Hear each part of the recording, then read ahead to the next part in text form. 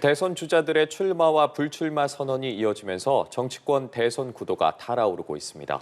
네, 민주당은 정당 사상 최초로 청소년 당원들의 의견을 경선에 반영하기로 했는데요. 관련 내용 이종훈 정치평론가, 차재원 부산 가톨릭대 특임 교수와 관련 이야기 나눠보겠습니다. 두 분 안녕하십니까? 안녕하십니까? 안녕하세요. 예. 대선일이 확정이 되면서 대권 주자들의 출마 또 불출마 선언이 잇따르고 있는데 오늘 오세훈 서울시장이 불출마를 선언했습니다. 예고했던 대선 출마 선언 하루 앞두고 깜짝 발표였는데 불출마 선언 어떻게 보셨고 국민의힘 경선 과정에서 좀 어떤 영향을 미칠지 먼저 좀 여쭤보겠습니다. 저는 약간 좀 놀랐습니다. 예. 사실 오세훈 시장 입장에서는 사실 이번 출마가 그렇게 녹록한 상황은 아니었습니다. 왜냐하면 본인이 지금 현직 시장으로서 지금 중임을 맡고 있다는 측면이 있었고요. 그리고 지난번 옛날 본인이 중도 사퇴했던 그 트라우마도 있기 때문에 사실 그런 것도 있지만 만약에 본선 후보로만 결정된다고 한다면 충분한 명분을 확보할 수 있었거든요.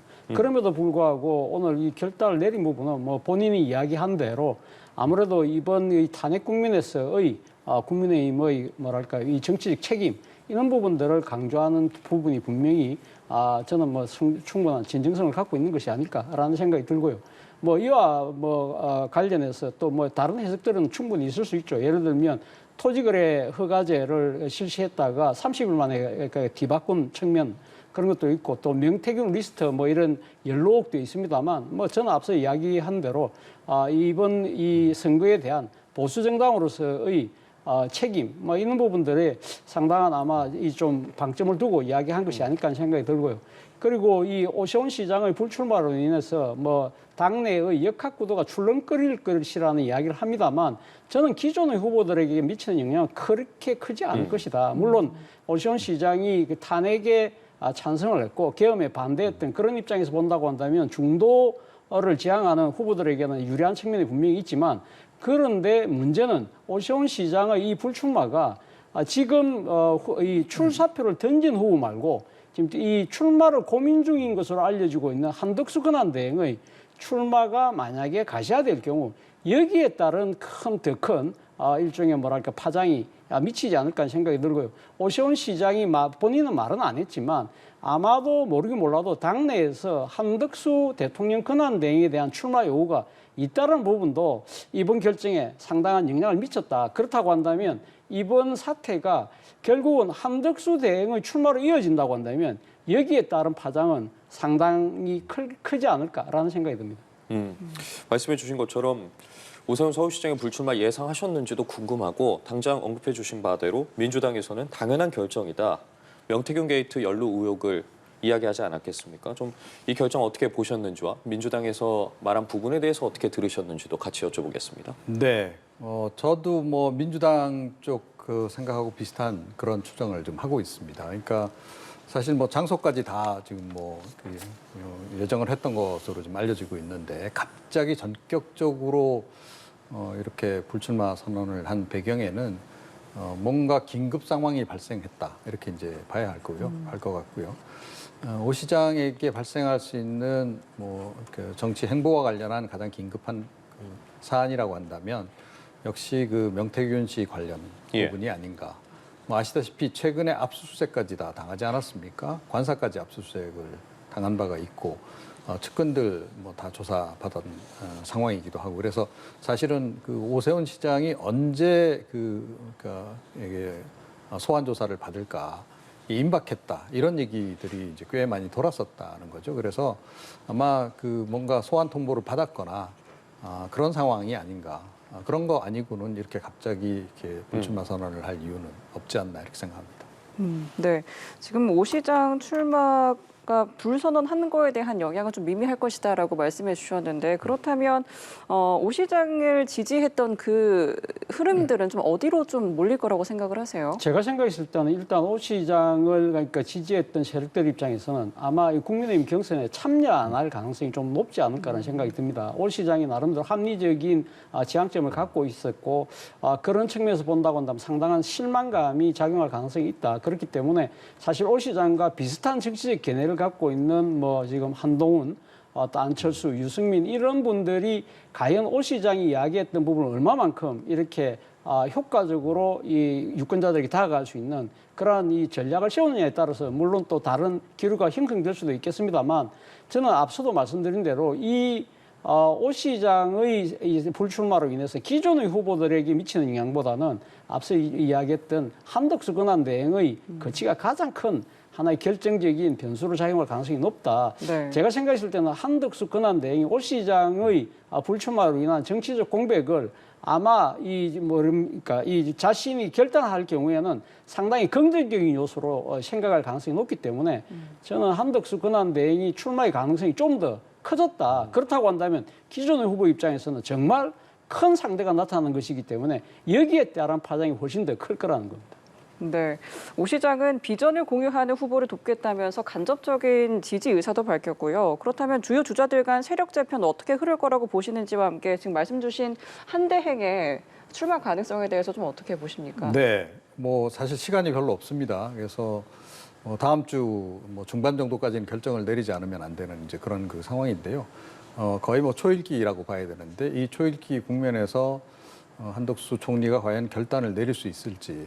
그동안 이제 한덕수 권한대행의 행보를 보면 역시 공무원답게 상당히 좀 심사숙고하는, 좋게 얘기하면, 그리고 좀 부정적으로 얘기하자면 뭐 이제 너무 이것저것 재는 그런 행보를 보여왔다는 거죠. 그래서 갑작스럽게 자신의 굉장히 중대한 거취를 과연 결정 내릴 수 있겠는가. 그리고 권한대행이 또 그만두게 되면 또 다른 권한대행이 이제 그 조기 대선 관리를 해야 됩니다.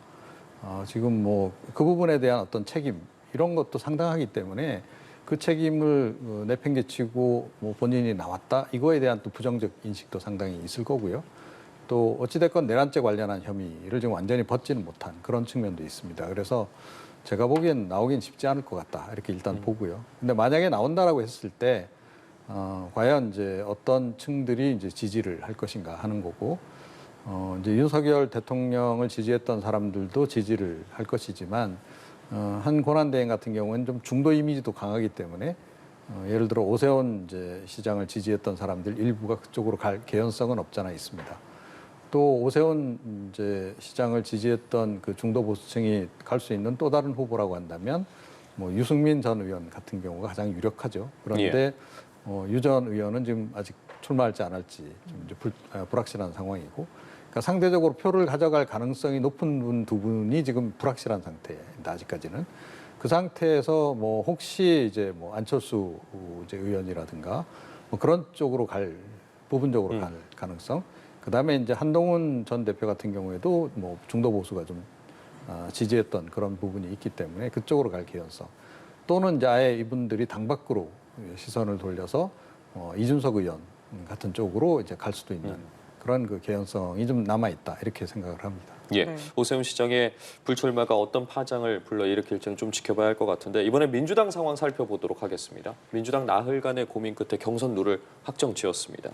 내용을 보면 권리당원 투표 50%, 일반 국민 여론조사 50%인데 지난 대선 때와는 방식이 바뀌었습니다. 당장 비명계에서 반발을 하고 나섰는데 민주당 내 상황에 대해서는 좀 어떻게 바라보고 계시고 이번 경선룰 국민의힘과 비교해서는 좀 어떤 차이를 두고 있는지 여쭤보겠습니다. 네, 사실 뭐 방식에는 큰 차이가 없는 거죠. 그런데 이번 같은 경우에는 이제 완전 국민 경선제에 대한 요구가 굉장히 많았었잖아요. 당내 이제 그 비명계는 말할 것도 없고 당 밖에 있는 이제 조국혁신당을 비롯한 나머지 진보 정당들도 그걸 요구를 했습니다. 그건 사실 정치적으로 뒤집어 보면 나중에 단일화하지 말고 처음부터 애초부터 단일화를 그냥 하는 방식으로 가버리면 단일화하는 과정에서의 그 여러 가지 논란 이런 것도 좀 이제 최소화할 수 있지 않겠는가. 표분산도 최소화할 수 있다. 이런 이제 거였는데 아마 그 이재명 그 후보 입장에서는 혹여라도 지난번 이제 대선 경선에 나왔을 때처럼 뭐 국민 경선 과정에서 좀 이탈표가 많이 발생하거나 아니면 상대 후보 쪽으로 표가 가는 그런 부분에 대한 우려 이게 이제 많이 작동한 것 같습니다. 그래서 일단은 이제 이렇게 본인에게 조금 유리한 쪽으로 경선 룰을 이제 정한 건데 여기에 대해서 지금 뭐 당내에서 이제 반발도 있습니다만 당내 비명계 반발보다도 더 사실은 좀 우려가 되고 나중에 이재명 후보에게 타격이 될 수 있는 부분은 당 밖에 있는 그 진보 정당들입니다. 그래서 그 진보 정당들이 일부 또는 좀 한둘이라도 후보를 이제 내고 완주를 하게 될 경우에 1~2% 득표를 하더라도 박빙 상태에서는 이게 결정적일 수 있거든요. 그러니까 이재명 후보 같은 경우에는 지난 대선 때도 사실은 이제 그 범야권 단일화가 안 되는 바람에 그 당시 범여권이죠. 좀 손해봤던 측면이 있단 말이에요. 그래서 그건 향후에 조금 이제 그 나머지 그 진보 정당을 어떻게 설득하느냐 이런 과제가 조금 이제 대두되지 않을까 이렇게 예상을 합니다. 말씀해주신 부분이요. 당장 당 내에서의 이런 혼란상이라고 해야 될까요? 부분도 네. 있긴 하겠지만 당 외에서 이제 진보 정당들과의 관계 설정에 있어서도 앞으로 문제가 발생할 수 있다고 해주셨어요. 조국혁신당 같은 경우에도 계속해서 요구하던 부분이 있지 않았겠습니까? 이 부분에 대해서는 어떻게 좀 예상해 볼 수 있을까요? 그런데 조국혁신당에서 이야기했던 것은 범야권의 완전 국민 경선이었고요. 예. 오늘 결정된 것은 민주당 내의 경선인데 그것이 이전의 상황하고 달라졌다는 겁니다. 이전 상황 같은 경우 오랜 동안 사실 2002년 광주 기적을 이루었던 노무현 대통령의 국민참여 경선 이때부터 시작됐던 민주당의 선거인단 제도라는 게 있었거든요. 그 당원뿐만 아니라 일반 국민들이 참여하면 다 선거인단에 들어와서 투표를 하는 방식이었는데 이번에는 일반 국민들의 단위로 모집하는 선거인단을 안 하겠다는 거예요. 그렇기 때문에 이 지금 물론 국민들의 참여의 목소리를 듣는데 그것은 별도의 선거인단을 두는 것이 아니라 100만 명의 모집단을 두고 그 100만 명을 상대로 해서 이 여론조사 경선을 하는 것이고 그 비율을 50% 반영하고 실제 선거인단 형태로 투표를 하는 사람은 당에서 6개월 동안 당비를 냈던 권리당원들에게만 주겠다는 거기 때문에 이 부분에 대해서 지금 비명계 후보들이 상당히 반발한다는 것이죠. 자, 민주당 입장에서는 그러니까 당직은 당심에게, 공직은 민심에게라는 이 일종의 슬로건이 있었다는 것이죠. 자, 예를 들면 당내에 당대표를 뽑는 선거라고 하면 지금 현재 오늘 확정된 대로 당원들에게 오롯이 투표권을 주는 것은 맞지만 그러나 대통령이라는 공직을 뽑는 것은 일반 국민들이 참여하는 방식으로 하는 것이 그동안 전통이었는데 왜 이걸 이제 와서 갑자기 바꾸느냐. 네. 여기에 대한 불만의 목소리들이 지금 터져나오고 있는 것인데 이에 대해서는 오늘 결정한 이 특별당규위원회에서 뭐라고 이야기를 하느냐 하면 그동안 민주당이 당원 중심주의를 표방해 왔다. 그리고 이 지금 당원의 규모 자체가 이번에 6개월간 당비를 낸 숫자가 110만 명이나 이르기 때문에 상당히 많은 이 지금 일반 국민들이 참여한 그 이상의 규모를 갖고 있기 때문에 굳이 따로 일반 국민들을 상대로 선거인단을 모집할 필요가 없다. 또 하나는 이 일반 국민들을 상대로 모집하실 경우에 역선택의 우려가 있다는 것이죠. 지난 2021년 민주당 당내 경선 과정에서 그때 당시 막판에 이낙연 후보의 표가 갑자기 늘어난 층이 있었거든요. 이것이 특정 종교 집단이 개입했다는 그런 여러 가지 설이 나돌았는데 민주당 입장에서는 이번에 만약에 일반 국민들을 상대로 선거인단을 모집할 경우에는 사실 예를 들면 극우 세력들이 조직적으로 개입할 경우에는 상당히 판세가 상당히 좀 흔들릴 수 있고 이것이 상당히 당내 경선을 어지럽게 하는 그런 상황이 있을 수 있기 때문에 할 수 없이 일반 국민들의 참여를 제한하게 됐다는 이야기를 하고 있습니다만 그럼에도 불구하고 비명계 입장에서는 왜 이제까지 잘하던 걸 이번에 와서 굳이 바꾸게 되느냐. 소위 이재명 대표의 일극체제라는 부분 때문에 이 지금 당내의 비명계의 목소리가 전혀 반영되지 못하는 이러한 이 현실을 드러냄으로써 네. 오히려 이 본선 경쟁력을 제외하는 것이 아니냐 그런 비판이 나오고 있다는 것이죠. 그러니까 지금 이번 경선에서 정당 사상 처음으로 16세에서 18세 청소년 당원도 투표권을 갖게 됩니다. 아직 선거권이 없는 연령대까지 포함시킨 건데 그렇다면 투표권이 없는 연령대도 포함한 이유는 뭐라고 보세요? 일단 16세부터 지금 당원 가입 연령이 2022년부터 적용이 됐거든요. 그럼 지금 한 3년이 흘렀는데 문제는 당원이잖아요. 당원이라고 하면 당원으로서 정치활동이 꽂힌 당내 투표거든요. 그렇다고 한다면 투표권을 주는 것은 저는 좀 만시지탄이 아닐까라는 생각도 듭니다. 물론 16세기 때문에 상당한 정치적 판단을 할 수 있을까라고 보지만 이 네. 제도가 도입된 지 벌써 3년이 됐기 때문에 아마 나름대로 학습이 정말 좀 돼 있을 거예요. 그리고 또 하나는 이 당원의 정당한 권리를 준다는 것 못지않게 젊은 당원들이 직접적으로 투표에 이렇게 참여를 해보면서 실제 민주주의 교육을 할 수 있다는 것이고요. 그리고 또 16세에게 투표권을 허용함으로써 민주당은 젊은 층에게 다가가려고 하는 그런 의지를 보여주는 또 한 측면이 있다. 바로 그런 점들을 고려해서 이번에 그런 제도를 실시하게 된 것이 아닐까 생각이 듭니다. 네, 청소년 정치 참여라는 의미 외에 또 다른 의미, 또 어떤 의도가 있다고 보실까요? 뭐 나쁘게 이야기하자면 약간의 물타기의 성격이 있다. 그겁니다. 그러니까 지금 완전 국민 경선제에 대한 요구가 굉장히 높은 상태에서 이번에 그걸 수용을 안 했잖아요. 어떻게 보면 이재명 그 후보 맞춤형으로 지금 이제 경선 룰이 이제 정해졌습니다. 그거에 대한 이제 그 반발이 상당하기 때문에 그 반발을 어떤 식으로든 조금 이제 희석을 시켜야 되는 이제 그런 측면이 있는 거죠. 그거를 이제 우리는 더 젊은 층에게 다가가기 위한 이런 좀 파격적인 어떤 그런 제도를 한번 실행해 본다. 그것으로 조금 이제 희석시키려는 그런 의미가 좀 강하지 않나 이렇게 생각을 합니다. 네. 예, 알겠습니다.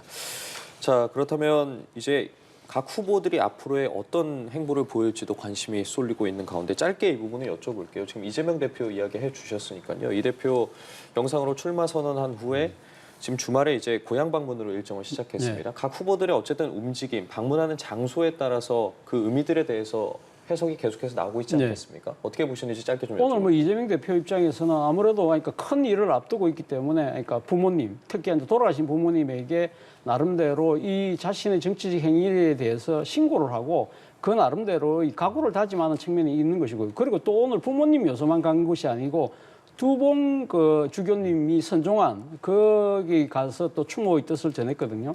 그러니까 더봉 주교가 50년 넘게 한국에서 약자들을 배려하는 여러 가지 봉사활동에 앞장섰고 특히 1970년대에는 오온순 사건이라고 그 사건에 상당히 깊숙하게 관여했던 점 때문에 당시 추방까지 당했어요. 그렇기 때문에 더봉 주교에 대한 이 지금 뭐랄까요, 이 참배는 한국의 민주주의 가치를 나름대로 이렇게 이 고양시키려고 하는 그런 의지를 드러낸 것이 아닐까 생각이 듭니다. 앞서 이재명 대표의 행보에 대해서 저희가 여쭤봤습니다.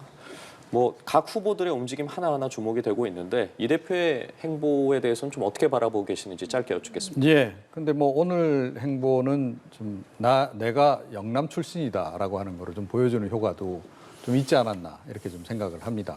그래서 역시 이제 뭐 이재명 후보 입장에서는 외연 확대 그리고 이제 그 영남 지역에서의 세 확대 이런 게 굉장히 절실하기 때문에 이제 그런 이제 행보를 보인 것으로 그렇게 봐야 되고요. 사실 이제부터 조기 대선 시간이 짧기 때문에 하루하루 또 시간 단위 그 행보가 굉장히 중요합니다. 그래서 굉장히 설계가 잘 된 나름의 그런 포석이었다 이렇게 생각을 합니다. 네. 자, 법원이 이제 모레 첫 정식 형사재판에 나올 윤석열 전 대통령에 대해서 지하주차장을 통한 출입과 퇴장을 허용을 했습니다. 지금 박근혜, 이명박 전 대통령 사례와는 다른 결정인데요. 재판부의 고려는 좀 어디에 있었을까요? 글쎄요. 뭐 아무래도 뭐 지금 윤 대통령의 출두 때 지하로 그러니까 차량을 진입하도록 했던 부분이 사실 윤 대통령에 대한 특혜가 아니라 청사 방호 차원에서 이야기를 했다고 하는데 사실은 법정에서 이 촬영 부분은 청사 방호하고는 전혀 관련이 없는 것이거든요. 물론 이 지금 법정에서 피고인의 촬영은 피고인의 동의가 받아야 됩니다만 그러나 공공이익, 즉 국민의 알 권리가 더 클 경우에는 네. 이것이 허용되었던 것이 갈래고 그동안에 전임 대통령들의 법정에 있었던 사례가 4번이나 있었지 않습니까? 전두환, 노태우, 이명박, 박근혜 전 대통령 모두 다 법정 촬영이 허용이 됐는데 이번에는 그걸 허용하지 않았다. 그런데 문제는 재판부가 왜 이거를 허용하지 않는 분들에 대해서 이유를 밝히지 않았기 때문에 더 의구심이 커질 수밖에 없다. 그리고 무엇보다도 이 재판부가 윤석열 대통령에 대한 구속 취소를 결정했던 재판부잖아요. 그때 이제 70년 동안 유지되어 왔던 기소 날짜 산정하는 데 있어서 예를 들면 날로 계산해 오던 걸 갖다가 갑자기 시간으로 변경을 했던 재판부이기 때문에 오히려 그런 의구심이 더 커진 것이 아닐까. 그렇다고 한다면 법원은 늦었지만 왜 이런 결정을 했는지에 대해서 이유를 밝히는 것이 저는 국민에 대한 도리가 아닐까라는 생각이 듭니다. 네, 이 법원 결정이 윤 전 대통령에게 너무 관대하는 것 아니냐 하는 지적도 나오고 있습니다. 어떻게 보세요? 네, 이건 좀 제가 보기에도 좀 명백히 석연치 않은 그런 이제 그 재판부 행보가 아닌가 이렇게 좀 생각을 하고요.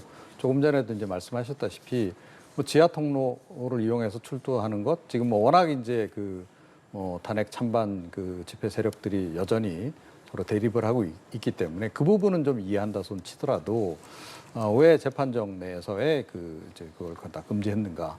그건 뭐 공공의 이익 우선을 생각하고 국민의 알 권리, 초미의 관심이 있는 거 아닙니까?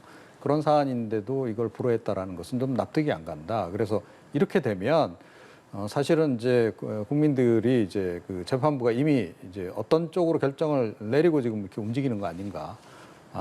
그렇게 좀 예단할 가능성도 있다. 그게 과연 재판부에게 좋은 일인지는 잘 모르겠습니다. 예, 알겠습니다. 오늘 두 분 말씀은 여기까지 듣겠습니다. 지금까지 이종훈 정치평론가, 차재원 부산 가톨릭대 특임 교수와 함께 이야기 나눠봤습니다. 두 분 고맙습니다. 고맙습니다.